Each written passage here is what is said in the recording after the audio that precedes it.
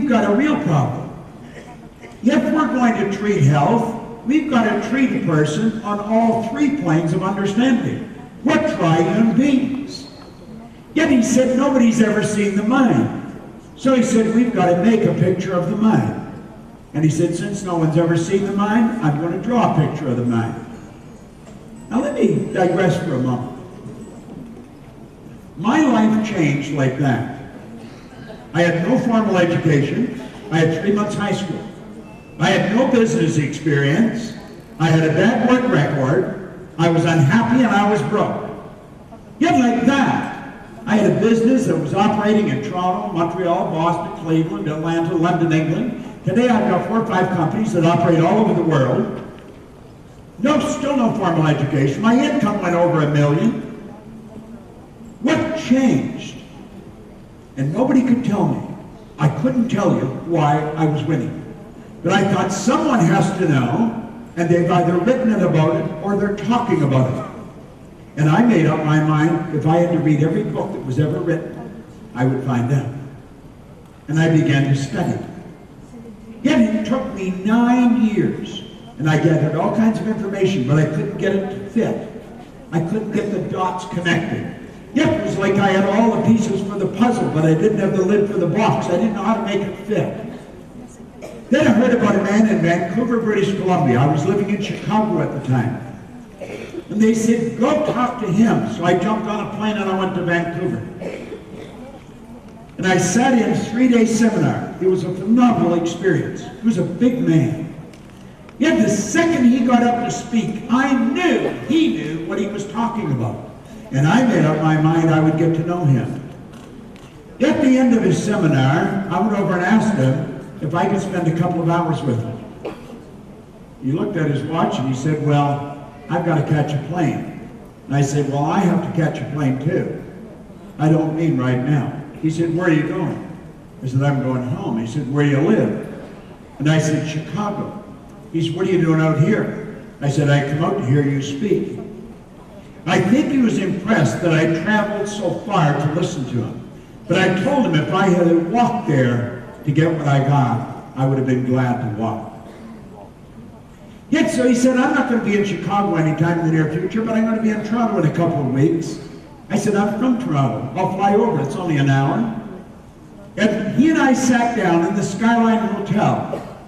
We were supposed to be there for 2 hours. We were there for 3 days. Everything I had studied started to come together. Some of you have been studying for years, yet you're having difficulty getting it to fit. You read it, but you don't know how to act on it. We hear it, but we don't internalize it. We know that health is normal, but we get sick. We know that wealth is normal, but we're broke. Our companies are struggling. What's missing? I think what's missing is a picture of the mind. And he said, I'm going to give you a picture. Now that's like a cute little drawing. I'm going to tell you, I could take you to the chief executive officer of major corporations in different parts of the world, and they would tell you that's one of the most valuable drawings they've ever seen. I could take you to doctors that use this drawing in their patient room, and they've almost eliminated giving patients drugs. Yet he said, let your head represent your mind. Now he said, that's not the way it is. Mind is movement, and body's the manifestation of that movement. But he said, we have to have an image to operate with. So I said, let the head represent the mind, and he put a line right through the center. Yet he said the top half will represent the conscious mind, and the bottom half, the subconscious. Now he said they operate quite different. The conscious mind has the ability to accept or reject anything you give to it. The subconscious does not have that ability. Yet will accept whatever you give, and it accepts it as real. You were talking about hypnosis yesterday. That's the very basis of hypnosis. In fact, it's my personal opinion that until you understand hypnosis, you will never really grasp the power of your subconscious mind. That's where the universal side of our nature lies. Yes, see, on a conscious level, we have power flowing into our consciousness. We can make anything out of it we want. That's our thinking mind. That's the highest function that you and I are capable of. This is the one point that every great leader has agreed on. We become what we think about. They've disagreed on virtually every other subject. But there's one point they've been in complete agreement on, that we become what we think about. Take a look at your life. Do you like it? If you don't, that's where you start to change inside. We have been programmed to live from the outside in. We've got to learn to live from the inside out. This subconscious is the emotional mind. The emotional mind controls the behavior of the body. So let's take a look at this. We build pictures in our consciousness, we impress them upon the subconscious, and they're expressed with it through the body. And your actions produce your results. Now, since we don't know much about the mind, we focus all of our attention on the results. Not really understanding how they happen, but we're forever trying to change something outside of us. We see the economy. What are we trying to do? We're trying to treat the economy. What we want to do is treat the mind that caused the economy.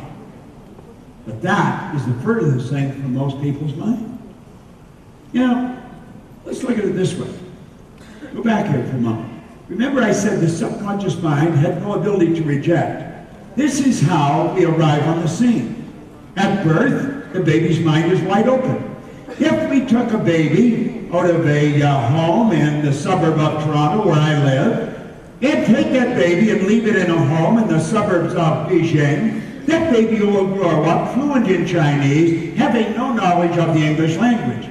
But by the same token, if we took a baby from Beijing and put it in a home in Toronto, it would grow up fluent in English, no knowledge of the English language.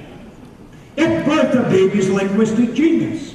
I had an associate over in Kuala Lumpur, little boy, 4 years old, spoke 4 languages. They thought nothing of it. At birth, you can teach anything to a baby. And in fact, we did. We teach them what we do, what we think. And all the thoughts that are going on around us go right into the baby's mind. But then all the thinking of the people around us goes right into the baby's mind. Do you know that almost all welfare recipients are 3rd, 4th, 5th generation welfare recipients?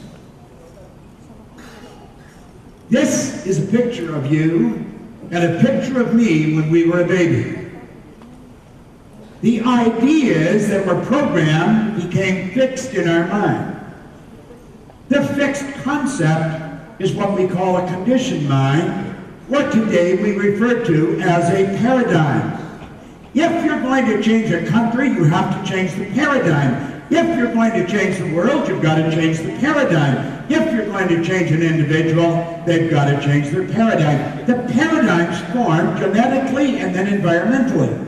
When we arrive on the scene, we are programmed to live the life we're living. Our conscious begins to develop. We become aware of the world around us. There's a power flowing into our consciousness. We can think anything we want. And what do we think? We think thoughts that are in harmony with the paradigm. And the paradigm is nothing but an extension of the people that raised us. So what are paradigms? Paradigms are a multitude of habits. And they're other people's habits that have been passed from one generation to the next.